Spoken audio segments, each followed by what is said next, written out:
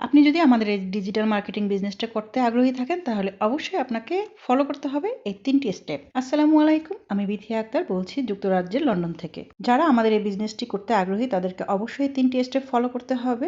Number 1, আপনার নাম এবং ইমেল দিয়ে রেজিস্ট্রেশন করতে হবে আপনি যাকে মেন্টর হিসেবে চান।